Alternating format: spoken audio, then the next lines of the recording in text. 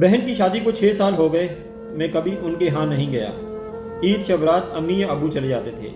एक दिन मेरी बीवी मुझसे कहने लगी कि आपकी बहन जब भी घर आती है उसके बच्चे घर का हशर नशर कर देते हैं, और आपकी माँ जो हमसे छुप छुपा कर कपड़े, साबुन और कभी कभी तो चावल के थैले भी भर के दे देती है।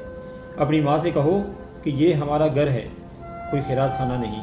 मुझे ये सुनकर बहुत गुस्सा आया कि मैं अपने ही घर का बहुत मुश्किल से गुजारा कर रहा था और मेरी माँ सब कुछ मेरी बहन को दे देती थी। बहन एक दिन घर आई हुई थी तो उसके बेटे ने टीवी का रिमोट तोड़ दिया और मैंने माँ से गुस्से में कहा कि बहन को कहा करो कि ईद के दिन आया करे, और ये जो आप साबुन, चावल और चीज़ें देती हो इनको बंद करो। माँ चुप रही, लेकिन बहन ने सारी बातें सुनी। 4 बजे तो बच्चों को तैयार किया और बहन ने मुझे कहा कि भाई मुझे बस स्टॉप तक छोड़ दो। मैंने झूठे मुंह ही कहा कि रुक जाओ कुछ दिन। बहन मुस्कुराई और बोली, नहीं भाई, बच्चों की छुट्टियां ख़त्म हो रही हैं, मुझे जाना है। और फिर जब हम दोनों भाइयों में ज़मीन का बंटवारा हो रहा था तो मैंने साफ मना कर दिया कि मैं अपनी ज़मीन से बहन को हिस्सा नहीं दूंगा। तो माँ ने कहा कि बेटी का भी तो हक बनता है।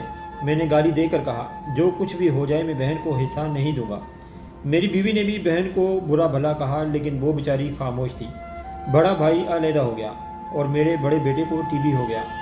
मेरे घर के हालात दिन ब दिन ख़राब होते गए। जितना सब कुछ था मैं उसके इलाज पर लगा चुका था। मेरे पास अब इलाज कराने के पैसे भी नहीं थे। मैं बहुत परेशान था, लाखों रुपए लगा चुका था और भूख सर पे थी। परेशानी के आलम में मैं कमरे में बैठा शायद अपने हालात पर रो रहा था। उसी वक्त मेरे घर में वो बहन आ गई। मैंने गुस्से में कहा, ये आ गई मनहूस, और फिर अपनी बीवी से कहा कि कुछ खाने को तैयार करो। बीवी मेरे पास आई और कहने लगी कि कोई ज़रूरत नहीं गोश्त और बिरयानी बनाने की। फिर 1 घंटे बाद वही बहन मेरे पास आई। भाई परेशान हो। बहन ने मेरे सर पर हाथ फेरा और कहा, बड़ी बहन हूँ तुम्हारी। मेरी गोद में खेलते रहे और मेरे करीब हुई और अपने पर्स से कंगन निकाले और मेरे हाथ पर रख दिए और आहिस्ता से बोली, पागल तुम वैसे ही परेशान होते हो। बच्चे स्कूल दे तो सोचा दौड़कर भाई से मिलाऊं। ये कंगन बेचकर अपना खर्च करो और अपने बच्चे का इलाज करो। शक्ल तो देखो अपनी, क्या हालत बना दी है। मैं खामोश था और बहन की तरफ देखी जा रहा था। बहन आहिस्ता से बोली, किसी को मत बताना, तुमको मेरी कसम। मेरे माथे पर भरोसा दिया और 1000 रुपये निकाला और मुझे दिया, जो 150 के नोट थे। शायद उसकी जमा पूंजी थी। मेरी जेब में डालकर बोली, बच्चों को गोश्त ला देना और परेशान ना हुआ कर।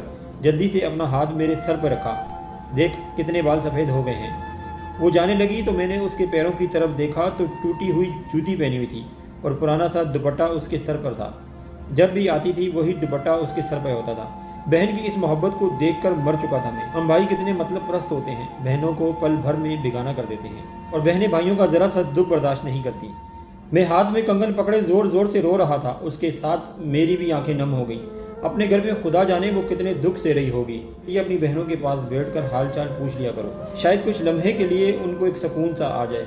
बहनें माँ का रूप होती हैं और भाई बाप का रूप होते हैं। स्टोरी अच्छी लगे तो इसको लाइक और शेयर ज़रूर कीजिएगा।